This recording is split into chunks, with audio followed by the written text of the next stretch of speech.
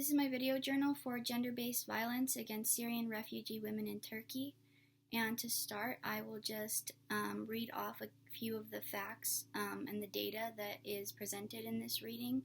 So by the end of 2016, there were 65.6 million people globally displaced, and 22.5 million were refugees.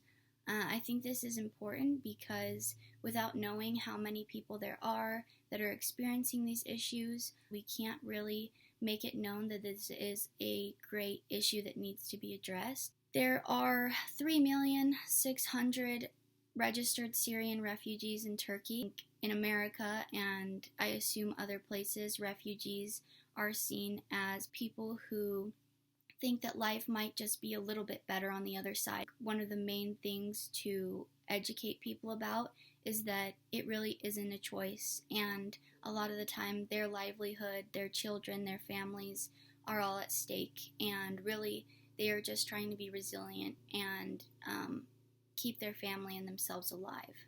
So these women escaped from the social issues that were happening in Syria, gender-based discrimination and things like that, and they migrated to Turkey only to find out that they would face a lot of the same issues and some different issues that they hadn't experienced before.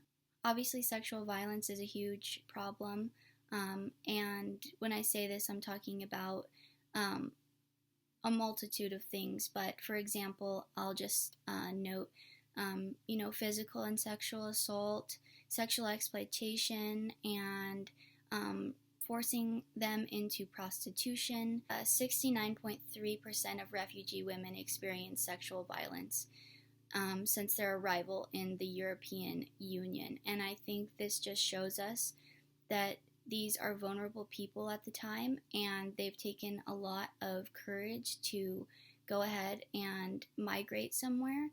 And I think that when they do this, they're put in, like I said, a vulnerable position, and the people who take advantage of that need to be addressed.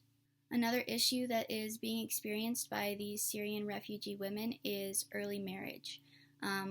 So these women, again, are not choosing to become married at a young age, and a majority of these Syrian refugee women enter marriages with Turkish men, and what struck me was that these men may be single or they may be already married, and the author discussed the topic of being a co-wife, which is something that these women have to adapt to on top of all the issues that they're already having. I think the root of these issues is the ideologies that the people in Turkey have about them, and the way that they are portrayed by either the media or by the political actors in the country. So Syrian refugees are continually mentioned in relation to murders and other crimes.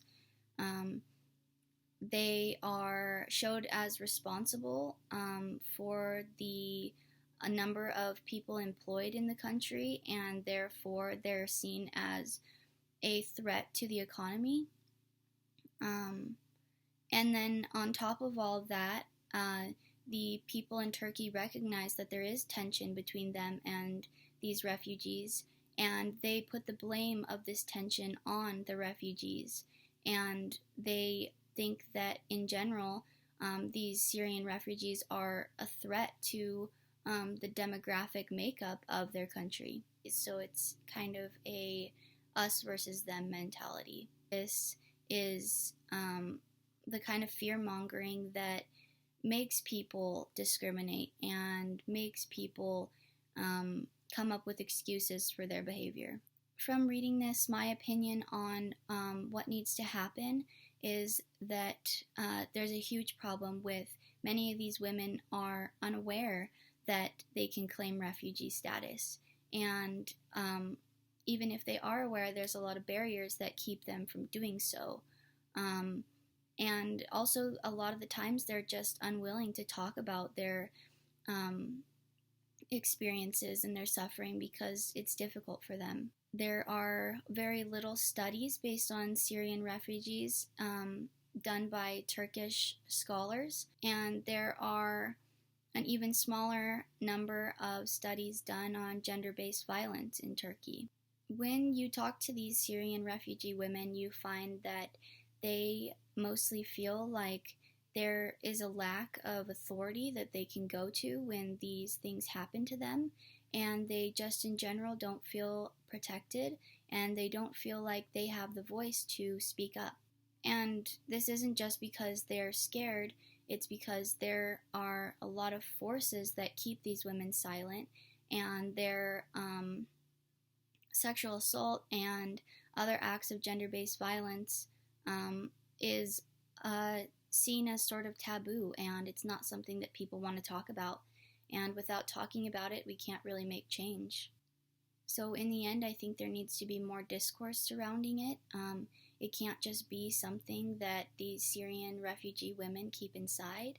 And I think that if Turkey were to open up and show that they are accepting and want to learn about these issues that are now their issue because it's in their country, it needs to be talked about. Once it gets talked about, we can start talking about policy change and the other things that can help these women to become acclimated to their new environment.